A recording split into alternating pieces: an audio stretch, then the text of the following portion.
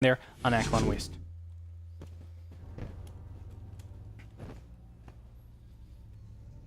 So spawning in the top left-hand corner of the map, it's the red Protoss player, Minigun from Team Root.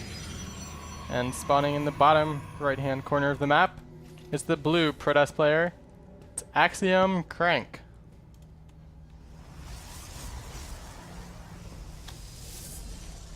Aklon Waste, we've seen a lot of very interesting play coming out on this map. I mean, I've seen one gate expands a lot. Again, proxying is very, very common in this matchup. But I think the most standard, as we were talking about last time around, is 2-gate into Robo Twilight.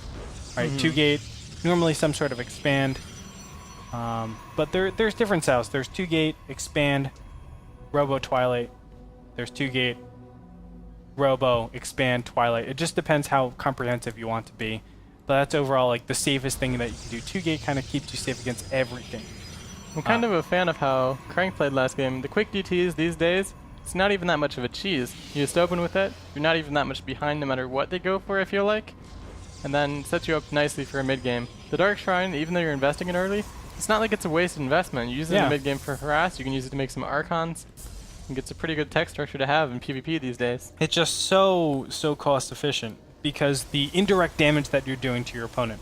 Not only are you forcing them to put out observers, but that's time that could be an immortal, right? Yeah, and you need at least 2 observers against DTs too, because like we saw last time, they can do that split attack. Drop DTs in the main, send DTs in the natural, so you need 1 in each base. If you want to send 1 to scout, that's a 3rd observer. It gets out of control. That's what it comes down to. And it's really, really hard to deal with, and I love that. I mean, it's just such a cost-efficient way at keeping your opponent busy. And even forcing them to lose a lot of minerals. Yeah, it's just such a change from Wings of Liberty. When we usually saw DTs, it's kind of a cheesy move. You'd see players go for the Dark Shrine, warp 2 to 3 in at once, and just go for the ramp. And that's how you play it, but it's completely changed in Heart of the Swarm. And it's funny, too, because people get observers, and at the same time just, like, donk out. I remember one game where Cruncher went Dark Templars against someone that did a Robo Expand, and the observer like left and just didn't defend against Dark Templars, and he just died, even though he had the perfect counter. Yeah, and these days, we'll almost never see people take damage from DTs. At least not from DTs walking up the ramp into the main base. I mean, you always have that sentry to force field it before it walks up the ramp, and then you have an observer out before the force field's gone. So as it stands, we're still looking to see what these players are doing. Stargate going down for Crank, so I love that. I love Stargate for both players. So how do you think this plays out? Do you think they just both make lots of Phoenixes as soon as they scout each other's Stargate, or what? It's a little bit interesting because, especially with them not getting a mothership core super fast, you're actually playing blind a lot of times. I can see this being an Oracle or Phoenix from either of the player. If there's an Oracle Phoenix, whoever gets the Phoenix first wins. That's pretty obvious because the Phoenix is just crushing the Oracle really, really quickly. And I've seen that multiple times. And it looks like Oracle will go out. Now, if Minigun plays this super comprehensively, he should actually get an Oracle. I know that sounds weird, but a lot of times you'll get the Oracle just to have that in case of emergencies against Dark Templars, and then you start your Phoenix production. But we'll see. There it is. Oracle is coming out for him as well. Crank just putting a little bit of pressure in the front. It looks like Minigun was able to take the better end of that with killing a single Zealot. Not that big of a deal, though. Zealot at this point in the game isn't that important. Definitely not. Now the Oracle is starting up across the map. There is constant chrono boost on this one Stargate, and it's really unfortunate because I think Minigun is pushing out right now. Yeah, I don't think he's going to see either. Oh, it's another Oracle directly behind this. Ships in the night just passing each other. Yeah. This is so unfortunate. Because I'm telling you, if this was something else, if this was a Phoenix, I mean, he would be so far ahead. But what he's trying to beat right now, what Minigun is trying to beat, is a lot of expansion play and, well, non-Stargate, non-Phoenix type of stuff. And he's just going to... Oh, my God. He just walks up, and he's able to kill Stalker. But he has a Photon Overcharge, so I don't think he'll be in too much trouble. I think the trouble is from Minigun. He's lost... He hasn't lost too many workers so far. From both players. Photon Overcharge was activated over here. Minigun might lose his Oracle. Yes! He goes down to the one Stalker that just dies. But he's taking down the Mothership Core, which is a nice pick-off. Yes, sir. And that's going to actually force Crank to make another one. Void Ray getting up in here. Good and micro potentially minigun doing a now. lot of damage. Yeah. Definitely so. And there was 2 stalkers warped in the back of Minigun's base. Let's take a look. Units lost tab 1050 to 725. Advantage goes to Minigun. Right now, workers killed 5 to 3. But the big question is, what is the current income count? And you can see harvesters 25 to 23 in favor of Crank. This is what I was talking about before. I mean, Minigun needs to keep making as many probes as possible. Well, he did lose 2 to the Oracle, so I think that makes up Well- for it. I don't think it's as big of a deal in this case, because he still has at least a saturated mineral line for the most part against another saturated mineral line. I agree, but you know, even that extra little bit helps so incredibly much. Yeah, what do you think about these choices for each player? We see Crank going for the Twilight Council and Minigun throwing down some Phoenixes. I personally love Phoenixes. I think it's a very, very easy way to just disable a lot of money units. And even Void Rays, they're okay against Phoenixes. This Oracle in the main's doing some work, actually. It's already killed 5 workers. And it's taking down a lot of mining time as well. And it's going to get away. It's pretty nice, I think, considering that it got scouted so early. Yeah, and Phoenix Oracle is just so much more efficient. Because normally, right, when you go Phoenixes, you have to kill all the stalkers before you actually get into the probes, right? Mhm. Or you have to deal with them in a little bit better.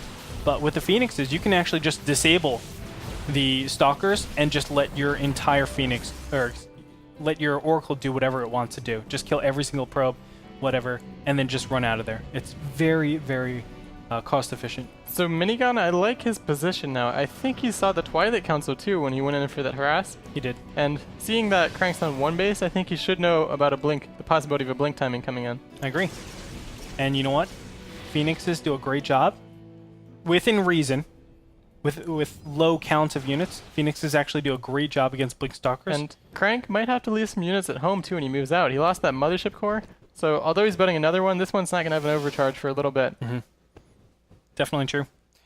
As it stands right now, it looks like the naturals are going to start to be saturated.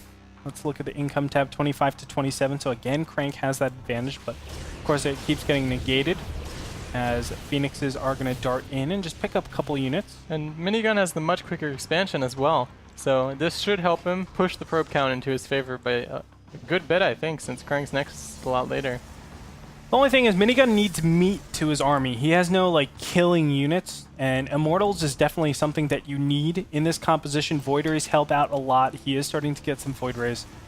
I mean, it's a very uncomfortable situation for both players because they know that they can be punished at any time, and it looks like there is a small push out coming out in the middle of the map. Oh, but this Crank is is going so to good for again. Minigun, taking down that Mothership Core again, taking down a couple probes, taking down several stalkers. He's doing a lot of damage with this. Units lost 2275 against 1075. I mean, that's a full 1,000 resources ahead. Oracle gonna stay alive. Beautifully done with 70 energy still. Remember, the Oracle from Crank already died. Income tab showing 33 to 26. And Minigun is, you know, clawing his way back up that income advantage. He is in a great position right now where he's just able to materialize off of his economy so much better than Crank is. Yeah, Crank is just not defending this as well as I think he should be. He got the blink. If you have the blink, you're supposed to be able to shut down the Stargate play a lot more effectively than he has this game. Yes, I agree.